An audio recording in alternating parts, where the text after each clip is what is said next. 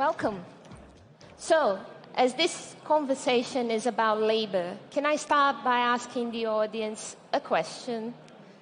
How many of you work in organizations where they say there is a talent shortage? Please, give me a show of hands.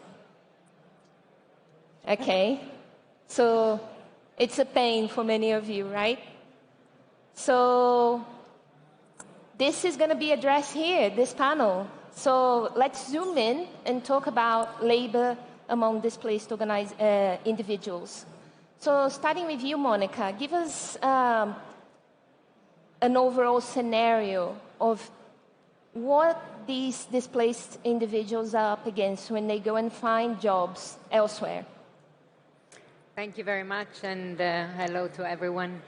Well, as the International Organization for Migration, or the UN Migration Agency, we are very concerned with ensuring that migration happens in a safe and regular way. And what we're seeing now with more and more concerns are these perilous and dangerous journeys that migrants undertake to have a better life or to have jobs, while at the same time there are labor shortages a bit across everywhere, and we have seen that now by your hands raised. Labor shortages were at an all-time high in 2022 with 30 million jobs vacant, costing economies some $1.3 billion, so really, really high. It is expected that by 2030, that is in 7 years, there will be only in Europe 68 million jobs vacant. So how to fill these jobs with aging populations? And one way is clearly making pathways and labor opportunities available for displaced populations. When we talk about displaced population, we're talking now about 103 million people. Some 35 million are refugees, some 50 million are displaced, and some 3 million are asylum seekers. But in order to do that, we face several barriers, and these barriers are very relevant for this audience as they have to do with tech. The first one is admission and stay. Many don't have documentation, so they don't have legal identity. So digital identities and tech solutions for that are key. 2, access to information. Many don't know that they have a possibility and how to access. So there too, information platforms are really key. 3, matching migrants with available jobs and skills recognition. Often employers don't see migrants and refugees as job ready when they are, and that has to do also with qualifications. And the 4th and last is lack of early integration services, and that has to do with language training mostly, because while employers pay admission and fees, they often don't pay for language training, and language clearly facilitates integration, and that's another area where tech can help. Interesting. I'm glad we're getting into these unknown areas, because, Marina, it's not necessarily obvious to an employer what's in it for them when it comes to hiring an expert in displacement. So take us through what's in it for companies. And what does Talent Beyond Boundaries, Talent Beyond Borders does to facilitate that? Absolutely. Talent Beyond Boundaries is building a world where skilled, forcibly displaced people can leverage their own skills to secure their futures. That sounds like a really logical thing, but I can say from my personal experience as a refugee, my father was an engineer, my mother was an economist. We moved through a humanitarian pathway, and we were assessed on the basis of our vulnerability, when in fact my parents were highly skilled. Luckily, having moved to Australia, my parents got a job within 6 months, and they said, if only we found a job, we wouldn't have lived through a siege and refugee camps. So it is about actually identifying the fact that forcibly displaced people had an identity and characteristics before their characteristic became displacement. And that's why the work of Talent Beyond Boundaries is really important. And it's really critical to start flipping the script and start looking a little bit deeper at the people behind this solution. So what's in it for a company to engage in displaced talent mobility? I mean, the first is quite an obvious one, and that is an untapped pool of talent. So Talent Beyond Boundaries operates and is powered by a database and software called the Talent Catalog. We'll talk a little bit more about that, but in essence, we have over 78,000 skilled refugees who are registered on that, representing a huge myriad of occupations, from archaeologists to butchers, from programmers to accountants. So there is an untapped pool of talent, which then means it's not about poaching from competitors, it's not about trying to develop talent, it is ready-to-go talent. And talent that is really, really engaged. What we have seen is that in our first year of programming in many countries, the retention rates are over 97%. So retention rates are really high, and that is a real incentive for employers. I think the final thing to say on this is that this is not only the smart thing to do in the sense of filling skill shortages, it's the right thing to do. Because by engaging in displaced talent mobility, what employers have the power to do is to lift people out of displacement. And I just want to take a moment here to acknowledge that we have 4 candidates who have moved through Talent Beyond Boundaries program that now live in the UK as software programmers, as HR representatives, and they are incredible individuals, not only because they're talented, but because they've had to overcome so many barriers. So I invite you after this to speak to them about what the impact is and how your employer, your company, could actually be part of a positive change to a really desperate humanitarian solution when the world is on fire. We can't deny that. Excellent. So, Mónica, what role do you see the UN playing in terms of facilitating collaborations or policy making in terms of supporting those in displacement find work? I think the UN can play a role as broker and convener and bringing different actors together around the table, both at international level but also at national level, around bringing together employers, governments, private sector companies, mayors, and everybody that has a say to really look at how to unlock this potential. And more broadly, as you probably know, in 2018, there has been the adoption of the Global Compact for safe, regular and orderly migration, and the Global Compact on refugees. And what we're discussing here today is really at the intersection of the two, because displaced people are not necessarily in either of the compacts. So we're trying to fill one gap with this initiative together with TBB. But these 2 compacts basically provide the global architecture on migration and refugee management. And if they were to be implemented, the world would be a better place. Everything would be much easier. In both compacts, there's provisions to make labor, migration and access to labor for refugees easier. And last year, I think it was 2022, there has been the first International Migration Review Forum that took stock of the progress made after 4 years of the adoption, and states as well as civil society organizations could pledge. Right. So this is something that we can launch also here.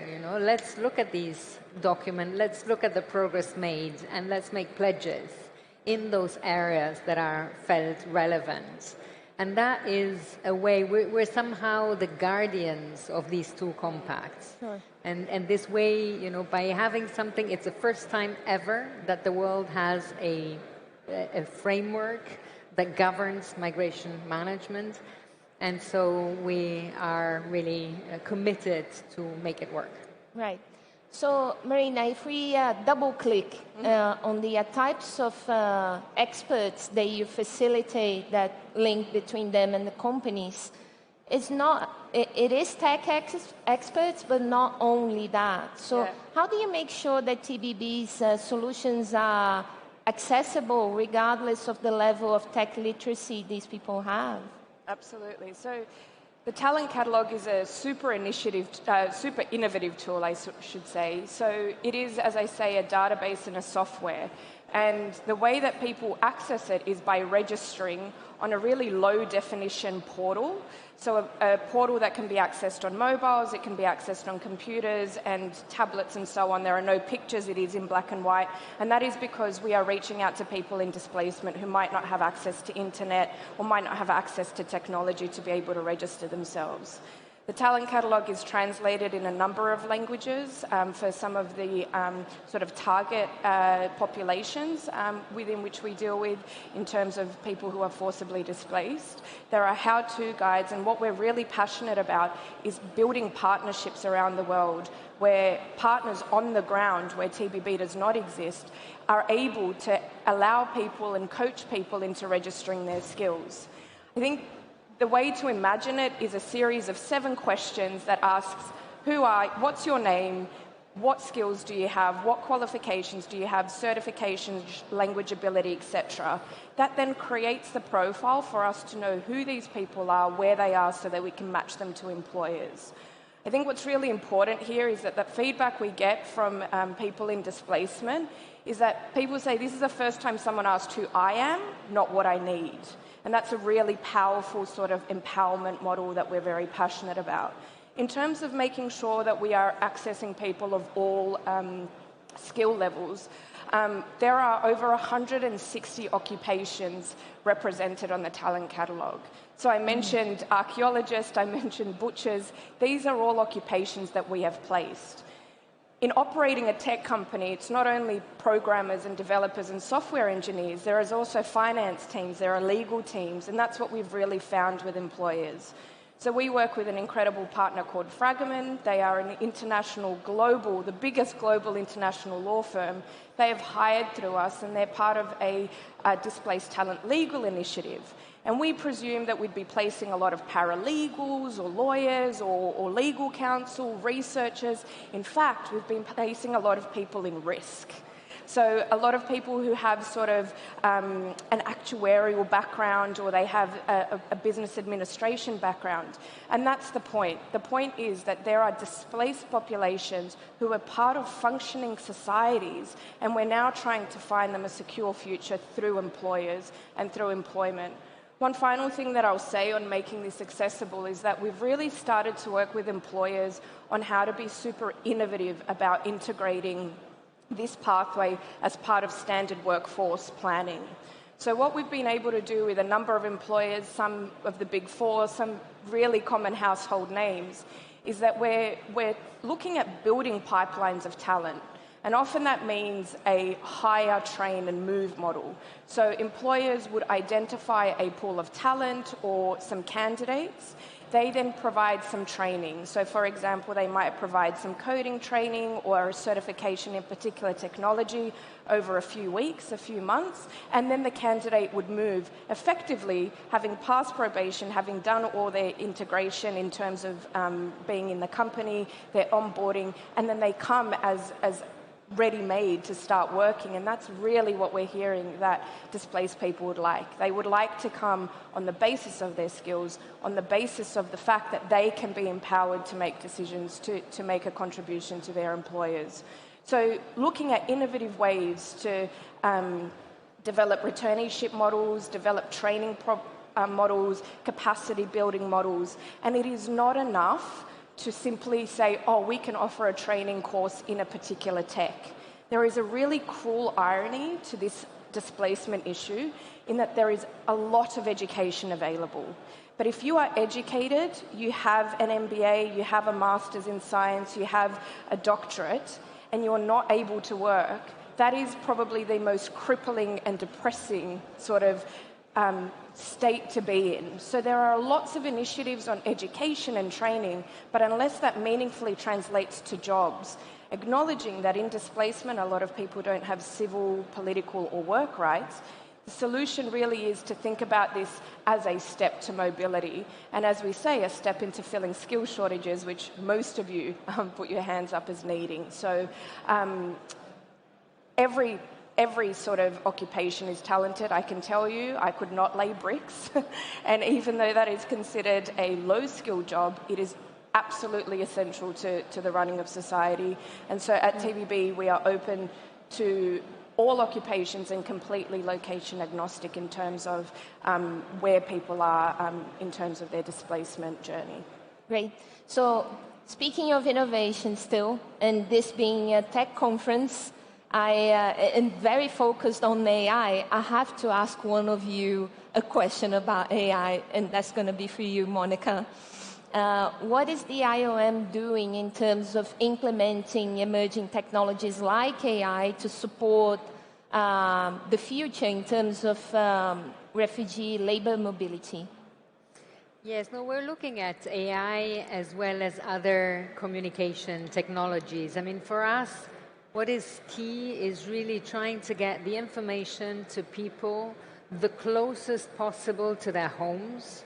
So, and in their languages, by trusted sources, so that they can make an informed choice of what is available.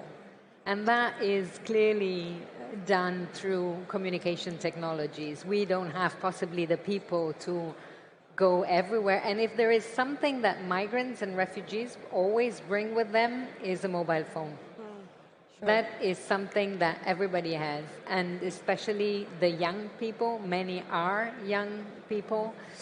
And so finding a way to get them the information in a trusted way, in their languages, close to their home, so that if they decide to migrate, they can do that safely, they can do that regularly, and don't have to resort to traffickers, because for the moment, smugglers are the only ones who are bringing actually the labor to where it is needed, because of the fact that the policies are so complicated, administrative hurdles, as we said.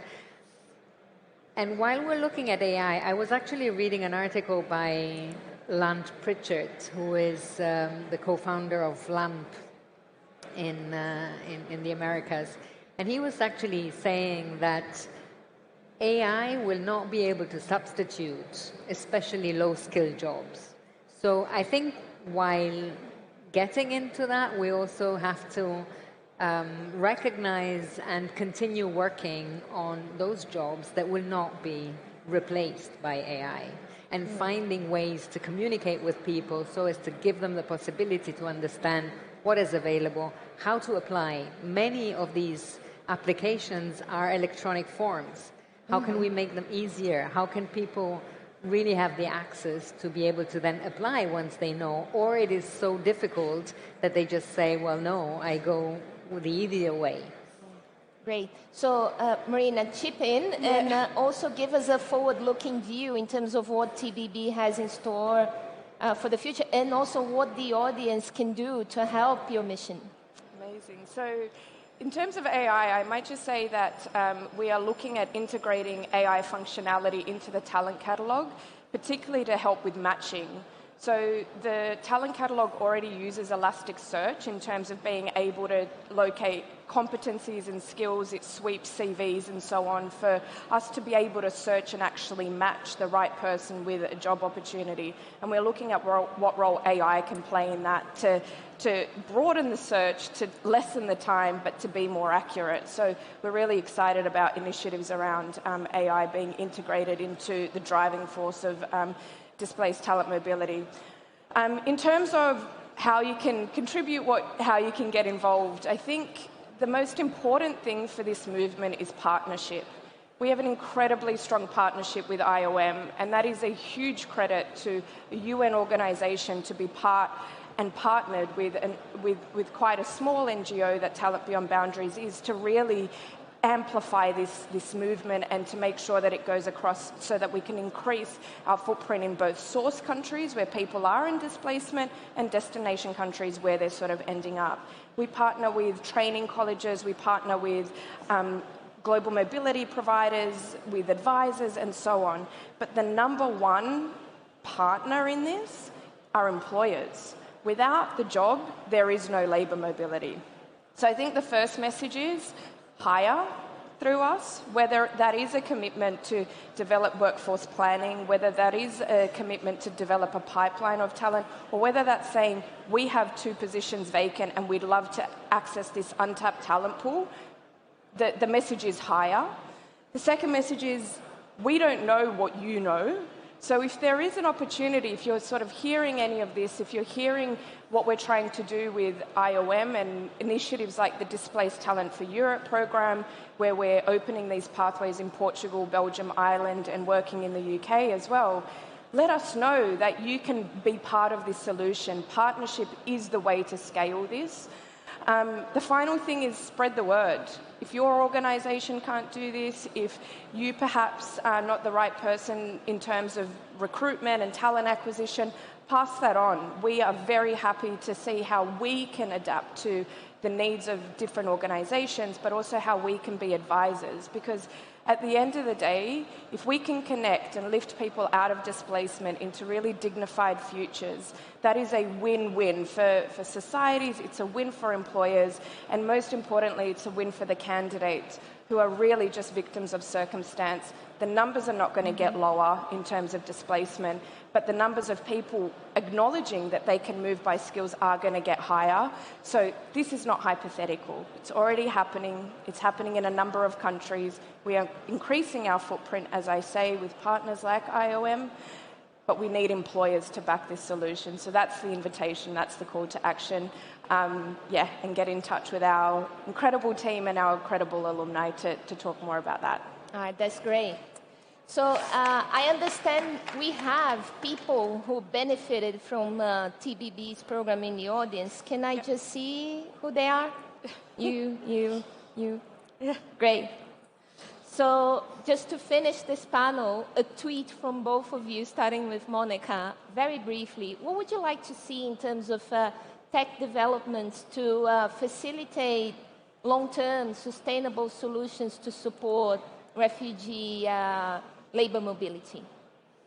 I would like to see DT4E quadrupled, like having really more countries coming on board and more employers reaching out and having these partnerships regularly. I would like, for us, no need to have these discussions because it's the norm.